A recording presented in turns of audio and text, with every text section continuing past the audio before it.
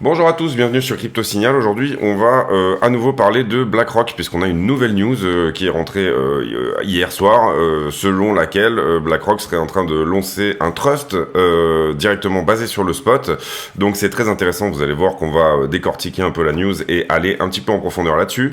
Et la deuxième chose également, c'est qu'on va parler de la structure des options sur Ethereum qui laisse penser que peut-être on est sur une structure de buy de rumeur, sell de news par rapport à The Merge, c'est-à-dire un énorme merge trade qui se baserait sur les options. Donc vous allez voir que ça va être relativement intéressant. Restez bien jusqu'à la fin.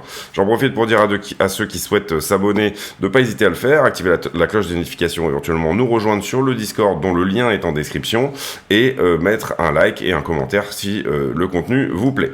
Alors on est là sur le prix du Bitcoin face au dollar comme d'habitude. On va pouvoir, je pense, nettoyer un petit peu la chart de tout ça puisqu'on n'a plus besoin de ces canaux là par exemple. Voilà. Et puis on va garder ici cette target qui concernait le bull flag qui était là et qui nous emmènerait éventuellement aux 26 000 $. On a des targets ici plus hautes pour BTC, mais il y a un essoufflement là à l'instant T, donc on peut se demander si on ne va pas se retourner vers le bas du canal à nouveau. Pour moi, le signal que c'est le cas, c'est tout simplement le RSI ici. Si on perd cette trendline là ici sur le RSI, on a une chance de marquer, vous voyez les divergences là ici, hein, malgré le prix qui monte, on a un RSI qui descend, donc ce mouvement s'essouffle. Donc si on garde cette trendline et qu'à partir de là on rebondit, c'est plutôt bull, ça veut dire qu'on a repris du souffle. Si jamais c'est pas le cas, eh bien ça veut dire potentiellement une correction plus forte. Divergence aussi sur le MACD, vous le voyez, le ballon qui rebondit de plus en plus bas, donc ça veut dire que ces mouvements d'achat sont de moins en moins puissants. Pour l'instant, on n'a pas eu de cross entre la moyenne et la ligne de signal, mais quand ce sera le cas, je vous en ferai part, ne vous inquiétez pas. Ici, ensuite, on a un money flow qui remonte sur le cipher, donc ça c'est très bon. Par contre, on accumule aussi les divergences ici et sur le stochastique et sur cette vague qui n'est pas encore finie, qui peut encore avoir du jus, hein. Vous voyez qu'elle commence à sécréter là, mais ce qu'on veut, nous, c'est un momentum qui soit encore plus fort ici et qui relance un petit peu la vague. Donc on veut que cette écume là, elle se calme un petit peu. Voilà, le stochastique qui pour l'instant ne se retourne pas, donc ça c'est plutôt pas mal. Disons que en daily, c'est un peu mi-figue, mi-raisin. La structure du RSI est pas très belle, mais on tient la trendline pour le moment. Hier, je vous avais parlé de cette résistance qu'il fallait absolument qu'on passe. Vous voyez qu'on a été rejeté. Pendant qu'on fait ce rejet, malheureusement, on fait ce qu'on appelle une shooting star, c'est-à-dire une étoile filante, c'est-à-dire une très longue queue et très peu de corps, et le corps en bas. Globalement, qu'est-ce qu'on pourrait appeler, où est-ce qu'on pourrait voir d'autres shooting stars, éventuellement ici par exemple. Ici, alors ici elle était haussière, vous voyez, ici elle était baissière, ici elle était baissière, et ici elle a aussi été baissière. Donc ce fort rejet là par la traîne que je vous avais mis en avant hier quand on était à peu près au-dessus, n'augure rien de bon, sauf si on retrouve du momentum et de la force et qu'on retourne à l'assaut de cette fameuse droite. Pour l'instant en tout cas, elle a plutôt réagi comme, on va dire, une répulsion qu'une attraction. On n'a pas réussi à passer au-dessus, voilà. Sur Ethereum, alors globalement l'action de prix est bien plus bullish. Vous comprendrez qu'Ethereum est en train déjà de prendre les liquidations de tout ce qu'il y avait ici au-dessus, alors que Bitcoin en est loin. Vous voyez ici, Bitcoin est loin de ce gros niveau. Là, on avait un déséquilibre de prix ici, c'est-à-dire une forte chute, donc très peu de business dans cette zone. Bitcoin la remonte tout doucement, alors que Ethereum est déjà en train de prendre les liquidités qui sont cachées, tous les stop-loss éventuellement en short qui sont cachés ici en haut. Vous voyez qu'on attaque ici ce mouvement. Donc prochaine grosse résistance pour Ether, 2152, et vous voyez qu'on a la même chose sur le RSI, on a cette espèce de plat de RSI, alors que le prix monte, ce mouvement qui commence ici à s'étouffer un petit peu aussi. Pareil sur le MACD, on a la même divergence que sur Bitcoin, et sur le Cypher, vous voyez que la vague est en train de se refermer aussi, donc voilà, globalement, pour moi, l'idéal ici serait éventuellement de prendre le stochastique, le RSI stochastique, vous faites un clic droit dessus, puisque c'est lui qui va évoluer le plus vite, hein, c'est lui qui va réagir au plus vite, et là vous lui dites que quand il va bouger vers le bas, eh bien il vous donne une alerte, voilà, tout simplement. Donc globalement c'est un petit peu ça l'idée. Pour l'instant, grosse résistance ici, la prochaine en tout cas, les 2200. Vous voyez qu'on avait rebondi dessus ici aussi. Donc peut-être qu'elle va agir comme une résistance, ou alors on va passer dedans comme papa dans maman, si vous me permettez l'expression. À voir. Pour le moment en tout cas, le momentum s'essouffle aussi. Vous pouvez éventuellement aussi ici ajouter un Williams qui est un bon indicateur de retournement. Je pense que sur... alors on va prendre ici, pardon, hop, voilà, un Williams comme ça, tac, ici vous avez donc le Williams. Comment fonctionne le Williams, pardon. Le Williams, c'est un petit peu comme un RSI stochastique, hein, mais très rapide, et en gros, il va plutôt rester en haut quand on est dans une situation où il y a encore on appelle ça être en état d'enfoncement. En bas, on est en état de stupidité, en haut, on est en état d'enfoncement, et là, concrètement, vous pouvez lui mettre une alerte si jamais il crosse le 20. C'est-à-dire que si là on perd du momentum et qu'on a un cross au niveau du 20, voire même on pourrait voir cette petite trend ici qu'on pourrait perdre puisqu'on a rebondi à chaque fois dessus. Si jamais on perd cette trend et qu'on perd éventuellement le 20, ça pourrait vouloir dire que on va vers une grosse correction au niveau du prix. Ça c'était pour l'analyse, on va dire chartiste un peu technique sur Bitcoin et Ethereum. On va maintenant passer sur la grosse news du jour, et la grosse news du jour c'est que BlackRock lance un trust privé qui offrirait une exposition directe au Bitcoin. Qu'est-ce que ça veut dire un trust? C'est pas un ETF, ça veut dire que c'est vraiment un petit peu comme ce que fait notre ami Grayscale, que vous voyez ici avec son GBTC. Celui de Grayscale est public. Là, en l'occurrence, pour BlackRock, il s'agit plutôt d'un trust qui sera privé, donc avec un accès uniquement institutionnel. Et il est basé, vous le voyez ici, sur le spot. Donc ça, c'est une très bonne nouvelle. Faute d'avoir un gros ETF spot, il semblerait que ici, BlackRock nous propose une entrée des institutionnels, mais plutôt sur un spot, un trust qu'un ETF. Globalement, BlackRock était déjà positionné sur le CME, était déjà positionné sur un autre ETF qui s'appelle le IBLC, qui est en fait un ETF basé sur des actions Coinbase et des actions de mineurs. Ça, c'est le IBLC. Et ici, il faut comprendre que, et ça, c'est le GBTC, donc celui de Grayscale, vous le voyez, qui est listé, et qui suit plus ou moins trait pour trait le prix, mais vous pouvez ici acheter du GBTC avec un certain premium si vous allez chez Grayscale. Là, en l'occurrence, on parle de BlackRock, et BlackRock, donc, qui envoie ce fonds. Alors, je sais pas si on pourra suivre ce fonds, s'il va être coté, je pense que ça va être le cas, mais je vous en dirai plus à ce moment-là. Qu'est-ce que c'est BlackRock? J'avais fait une très grosse vidéo dessus, il y a de ça 3-4 jours, parce qu'on avait une autre news qui nous disait que BlackRock se faisait un partenariat avec Coinbase de manière à privilégier l'entrée des gros institutionnels sur le marché. Concrètement, c'était le Coinbase Prime, c'est-à-dire la plateforme spécifique pour les institutionnels pour trader du Bitcoin en lien avec Coinbase. Et en fait, comment vous dire, BlackRock fait de l'OPM, c'est-à-dire Others People's Money. Et concrètement, ils travaillent pour 55 000 grosses entités, on va dire, et ils mettent à disposition une intelligence artificielle qui s'appelle Aladdin. Cette intelligence artificielle gère plus de 22 trillions de dollars, c'est-à-dire que elle dit, vous devrez faire une allocation comme ça, vous devriez prendre une allocation crypto. Et là, c'est la nouvelle un petit peu de ces 2 ou 3 dernières semaines, c'est que visiblement Aladdin semble déjà tout simplement, je vais vous montrer d'autres choses et ça va être beaucoup plus exhaustif. Concrètement, moi je le vois comme ça, il reste une dernière part de pizza et tout le monde en veut un petit peu. C'est ce qu'on appelle la scarcity, donc tout simplement ce qu'on appelle la rareté, voilà, la rareté numérique. Et dans une interview, Larry Fink, qui est le boss de BlackRock, dit en fait sur notre site web on avait 3000 demandes sur le Covid, 3000 demandes sur la politique monétaire et on a eu 600 000 demandes sur Bitcoin. Donc il comprend que ses clients veulent du Bitcoin. Et à partir de là, il leur ouvre un petit peu les portes, et il leur ouvre les portes de Aladdin, qui est cette espèce il y a 5000 super ordinateurs quelque part dans le Texas qui travaillent c'est un petit peu le Big Brother, et ce Big Brother là pompe en fait globalement un petit peu tout ce que lui dit, puisque il gère également les allocations de Amazon, Google, Apple, enfin tous les gros sont sur Aladdin si vous voulez, et Aladdin tout simplement pompe leurs données, les données de tout le monde, et en fonction de ça détermine un petit peu des stratégies d'investissement. Et globalement, là en l'occurrence, ce qui se passait, c'est que Aladdin a tilté un peu sur Bitcoin, et également le patron, également bien sûr, de BlackRock. J'avais fait une très grosse vidéo dessus, n'hésitez pas à aller la voir, elle doit s'appeler BlackRock quelque chose, c'était je pense il y a de ça une dizaine de jours, sinon je vous mettrai le lien à la fin de la vidéo là dans le générique.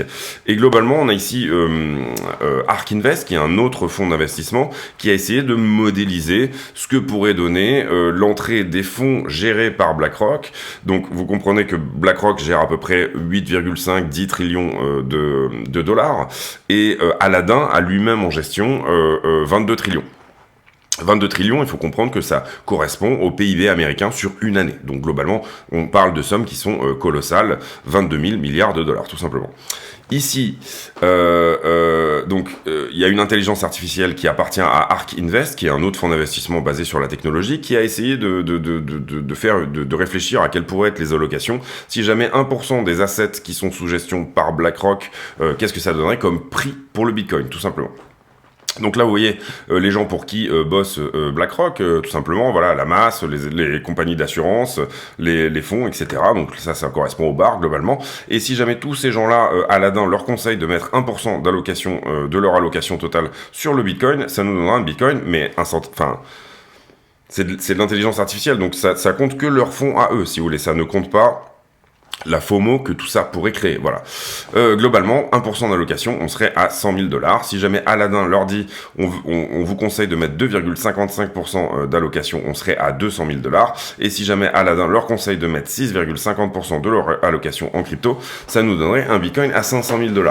Encore une fois, tout ça ne représente que les fonds qui sont gérés par BlackRock. C'est-à-dire que cette IA n'a pas dit, du coup, ça va créer une FOMO, donc le prix va augmenter encore plus, etc. Ils ont fait un ratio entre l'offre plus ou moins illiquide, celle qui sera jamais proposée à la vente, en tout cas pas avant un certain nombre de prix, et il y a une intelligence artificielle qui a calculé tout ça. Donc cette nouvelle news comme quoi BlackRock tout simplement va proposer un ETF privé à ses clients, vous comprenez que ça veut dire qu'il leur donne la porte d'entrée parfaite. On avait eu la porte d'entrée parfaite aussi avec Coinbase Prime. Coinbase est déjà d'ailleurs utilisateur de Aladdin, hein, il loue ce service à BlackRock, et donc du coup, vous comprenez ici que Aladdin va capter, est-ce que cette année on a plutôt vendu des baskets jaunes, ça va vraiment, vous pouvez entre guillemets lui poser n'importe quelle question, c'est un petit peu le génie, vous protez la lampe, et puis grâce à ça, vous devenez riche. Voilà pour BlackRock. Bien comprendre ici que on a une autre news majeure pour moi. Hein, après, c'est pour moi, c'est mon avis, c'est ma manière de lire les news, mais c'est également que la régulation US commence à réfléchir. Donc ça, c'est via la SEC et la CFTC. Commence à réfléchir à demander aux gros hedge funds de donner leur allocation en crypto, de rendre public leur allocation en crypto. Et là, ça serait vraiment intéressant puisqu'on a des adresses suspectes dont on pourrait peut-être estimer qu'elles appartiennent à BlackRock. On sait pas à qui elles sont. Je vais vous la retrouver ici. C'est pas celle-là. On a cette adresse que nous on suivait depuis un sacré moment. Alors tout le monde dit qu'ils ont acheté là, c'est pas vrai. C'est une adresse qui accumule depuis 2018. Et là il y a juste eu un changement d'adresse globalement. Vous vous rappelez que j'avais fait toute une série de vidéos là-dessus sur la chaîne. Si vous me suivez depuis longtemps, donc il n'y a pas eu ce gros achat de la part d'un institutionnel au 17 juillet. C'est faux. C'était une adresse qui était déjà en accumulation depuis extrêmement longtemps.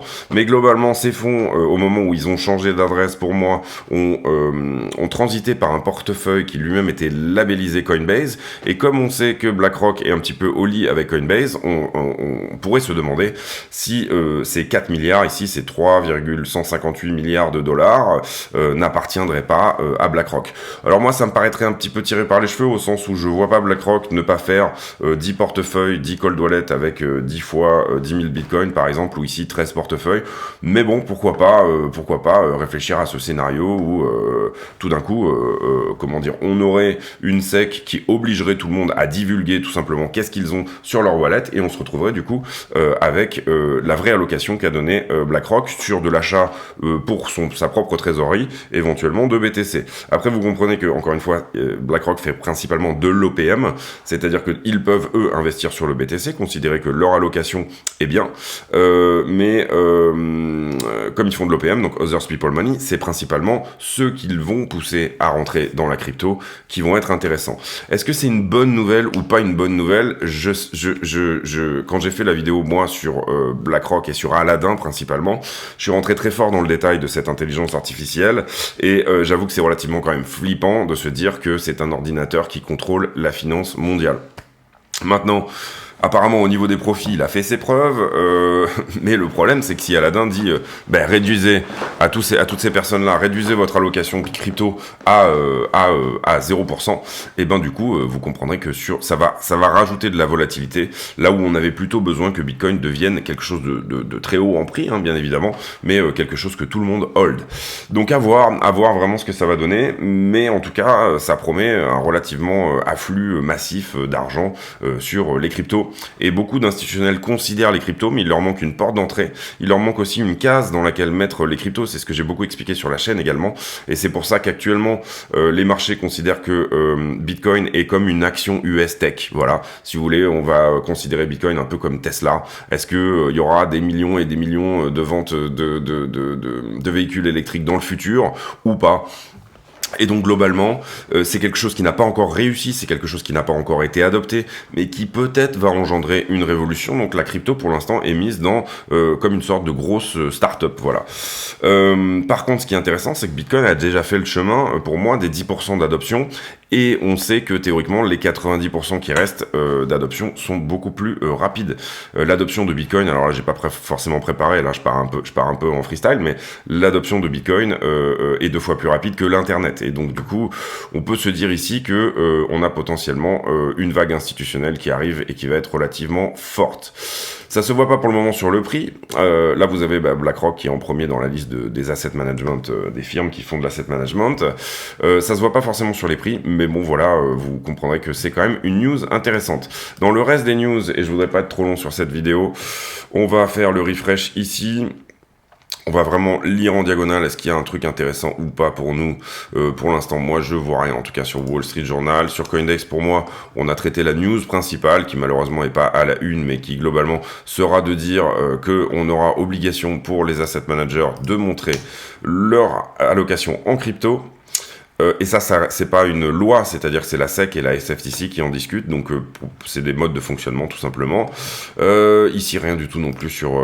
Alors voilà, pour moi, ce qu'il faudra bien regarder ici, dans le calendrier économique, c'est qu'on va avoir les minutes de la Fed, normalement, qui vont sortir dans pas trop longtemps. Là, je les vois pas.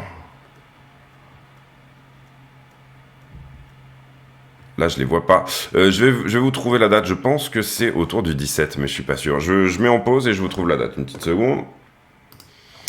Donc ça sera le 17 août. Je pensais que c'était plus près, mais effectivement ça sera le 17 août. Donc c'est bizarre qu'il soit pas dans le calendrier de MarketWatch, mais c'est pas grave, on a trouvé la date.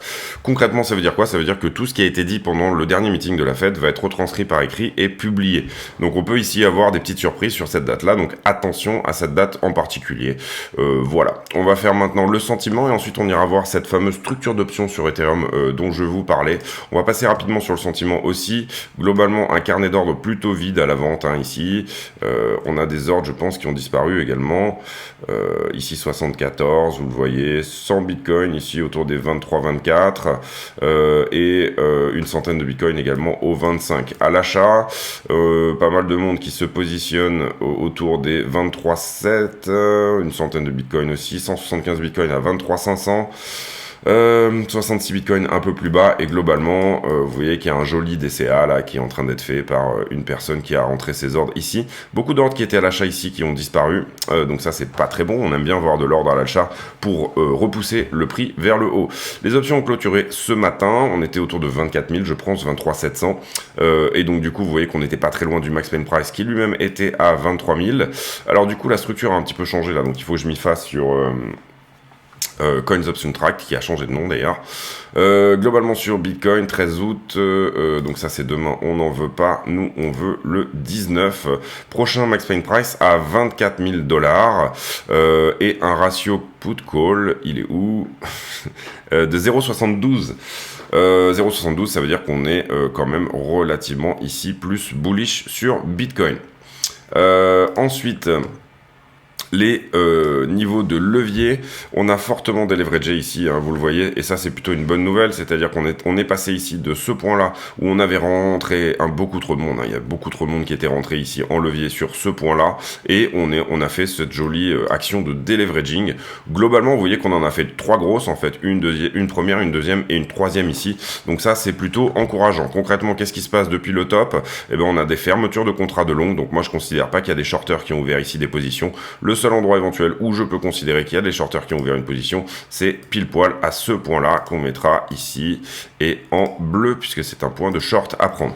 Donc globalement ici c'est bien, on a un funding qui s'est reset et on a un open interest qui est revenu au point de départ. Ça veut dire qu'on n'a pas trop de monde dans le train à l'instant T. Du monde dans le train, on en a quand même. Hein. Comprenez que si je me mets en 12 heures, vous allez voir que on est sur un funding ici qui est quand même plutôt positif. Regardez le CVD au spot aussi qui est en train de se calmer. C'est-à-dire que la demande au spot n'est pas en continuation ici de cette trend haussière. Donc voilà, on a une perte de momentum acheteur sur le spot et on a des gens qui commencent à shorter, ce qui pourrait nous donner ici l'occasion éventuellement de repartir un petit peu plus haut grâce à l'aide des market makers. Mais la demande au spot, elle est flat, donc ça c'est pas très bon sur Bitcoin. Sur Ethereum, on a une demande au spot qui est en forte hausse et ça c'est très bien. On a également ce niveau de short là qui a été pris. Sur quoi on s'est basé depuis? Globalement, quelque chose d'assez neutre, hein, vous le voyez, on n'a pas de forte augmentation ici du funding. Globalement, ici, on a eu un gros longueur qui est rentré, mais on l'avait déjà montré là. Là, on est en 12 heures, donc on va peut-être rentrer un peu plus dans le détail. On va se mettre en 1 heure, histoire de voir un peu mieux l'histoire. Si ça va bien. Refresh, notre ami.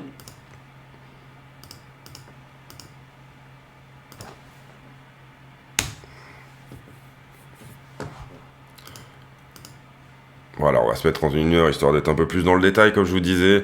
Donc du coup, ce point-là a été pris. Ici, on a eu quand même... Et j'ai perdu mon funding. Ici, on a eu quand même un fort leveraging, donc ce niveau-là, on peut le mettre un petit peu en plus large, là, voilà, parce que c'est un niveau important. Et puis ensuite, ici, vous voyez que, en l'occurrence, sur la fin, on a fait du short. Donc ça veut dire qu'il y avait un point de short à prendre là, on l'a travaillé entre-temps, et globalement, ici, on est sur une action. Donc on rajoutera pas de points ici sur Ethereum. Globalement, les niveaux sont bons. Ce qui m'inquiète un petit peu, c'est qu'on n'a pas grand-chose à prendre sur Ethereum avant les 2940. Donc voilà, à voir un petit peu. Alors il faudrait que j'aille, je reviendrai, je le referai je pense demain, rentrer un petit peu dans le détail pour voir exactement qu'est-ce qu'on avait comme niveau. Ici au-dessus, ça fait assez peu de temps que je regarde Ethereum autant dans le détail, mais vous savez, c'est moi qui vous l'avais montré à l'époque, qu'on a énormément de liquidation ici sur Ether. Ça s'est un petit peu calmé, mais on était supérieur à Bitcoin. On a été supérieur à Bitcoin pendant vraiment un certain temps, donc on avait cette espèce de FOMO sur le trade d'Ethereum qui était en train de se produire. Et ça amène au sujet suivant, qui est, si je vous le retrouve... Voilà, qui est globalement la structure des options sur Ethereum. Et sur Ethereum, le seul truc vraiment intéressant à regarder, pour moi en ce moment, enfin en tout cas sur lequel on a vraiment des choses intéressantes à voir, c'est tout simplement les niveaux d'options. Et vous voyez ici que Ethereum est en train, sur les options, de surpasser Bitcoin en open interest. Et là, vous comprenez qu'on parle en dollars. Donc qu'est-ce que ça veut dire? Ça veut dire que tout ça n'est jamais arrivé pour le moment. Mais globalement, vous avez sur les options plus de monde qui se positionne sur Bitcoin que sur Ethereum. Et les infos ici, les charts que je vous montre viennent directement de la newsletter de Glassnode que je vous engage à regarder et qui est principalement sur ce sujet-là, qui est de dire tiens, il se passe quelque chose de bizarre sur les options sur Ethereum. Je voulais le traiter peut-être demain, mais finalement je trouve que c'est bien de faire une vidéo ici assez complète, donc elle va être assez longue, mais vous vous débrouillerez avec ça.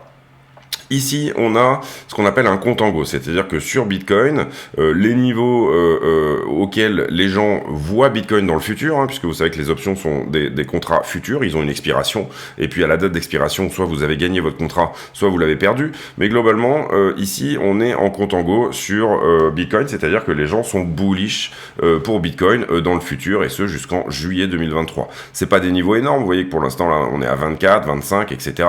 Tout ça va évoluer dans le futur au fur et à mesure qu'on avance dans le temps, mais on est en contango.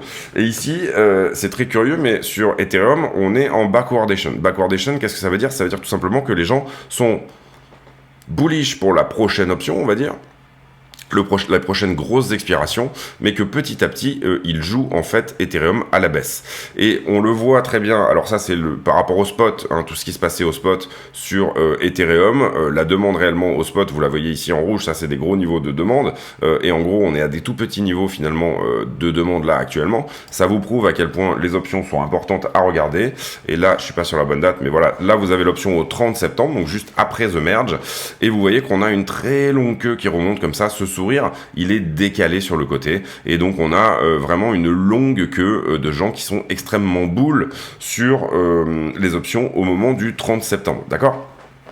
Donc ici, il faut comprendre, on a un max pain qui était à l'époque où ce graphe est sorti à 1350. Aujourd'hui, il est plutôt autour de 1500 pour cette expiration du 30 septembre. Mais globalement, donc le max pain, c'est normal. Au fur et à mesure que des gens ici posent des options, le max pain se décale, vous le comprenez.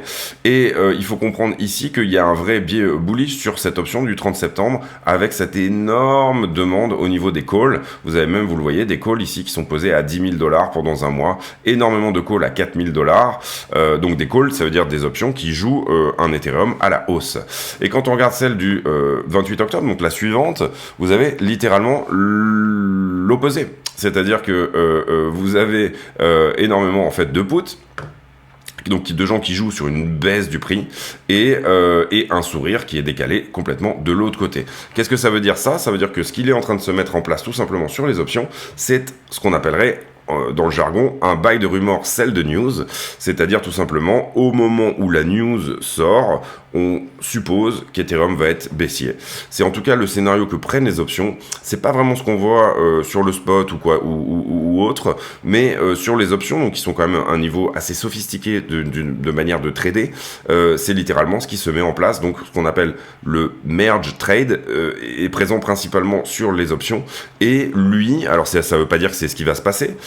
Puisque derrière vous avez, quand vous prenez un contrat, vous avez quelqu'un en face, donc ces gens-là vont essayer de contrer ce scénario. Donc on pourrait aller totalement à l'inverse, comme on pourrait vraiment, si jamais ceux qui ont pris les options ont plus d'argent ou ont les moyens de manipuler un petit peu le spot pour aller jusqu'à leur prix par exemple, eh bien on pourrait avoir la mise en place de ce fameux buy de rumeur, sell de news. Donc c'est très important à comprendre ici cette idée que sur les options, la psychologie elle est complètement dans ce sens, c'est-à-dire tout simplement une très longue queue ici sur les options au 30 septembre et totalement l'inverse, une grande piste de ski pour ce qui concerne les options au 28 octobre. Donc on est peut-être ici, en tout cas les traders qui sont les plus sophistiqués sont en train de tabler sur ce type de scénario qui est de dire tout simplement que on va avoir un buy de rumeur, sell de news.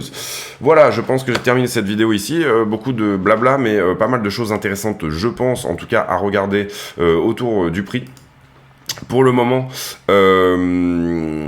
ce scénario d'option, on va continuer à le suivre. On va voir si ces fameux sourires ici se modifient. Je pense que l'action de prix aussi très souvent influe sur les options. Et vous avez des gens qui prennent des options au dernier moment, tout simplement aussi pour hedger un scénario. Il est possible également que, en fait, on soit sur un scénario où assez souvent, par exemple, vous ouvrez un trade et vous ouvrez le scénario opposé en option pour vous hedger. C'est comme une assurance. Donc il est possible que finalement on soit aussi sur une forte entrée des institutionnels sur Ethereum. Vous avez vu que la demande au spot était extrêmement croissante, mais en même temps on se hedge en se disant que si The Merge soit se passe mal, c'est-à-dire que finalement ça ne fonctionne pas, soit engendre un sell de news, c'est-à-dire qu'on a beaucoup de gens qui sont dans ce qu'on appellerait le merge trade, c'est-à-dire ce gros trade qui va durer jusqu'au 19 septembre et auquel on aurait un potentiel sell de news ici, soit ils sont en train de se hedger de ce scénario en jouant l'inverse sur les options. Voilà, je pense que j'ai fait le tour. Donc sur Bitcoin, je vous ai donné le momentum, je vous ai donné un peu les prochains niveaux. Vous comprenez bien qu'ici, il faut qu'on passe cette résistance, sinon on va pas faire grand-chose. Il est 14h57, donc les marchés n'ont pas ouvert, donc on reste sur l'analyse d'hier. Voilà, demain, je pense qu'on fera... je voulais parler aujourd'hui du conflit Russie-Ukraine, mais il y a eu cette news sur BlackRock que je préfère traiter parce que j'aime bien traiter les news à chaud. La market cap totale, on fera un point aussi ensemble assez rapidement. Voilà. voilà, je pense que c'est bien, on va clôturer cette vidéo ici. J'espère que ça vous a plu, n'hésitez pas à vous abonner, activer la cloche des notifications.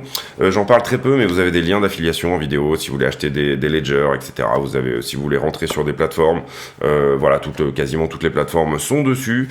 Au niveau des partenariats, on a peut-être quelque chose qui est en train de se mettre en place, je vous tiendrai au courant. Et puis rejoignez-nous éventuellement sur le Discord aussi pour discuter tout simplement Bitcoin, altcoin, etc. J'essaye de poster globalement des petites analyses, on discute altcoin et on est une communauté vraiment sympa, pas prise de tête, et on s'explique aussi les choses entre nous.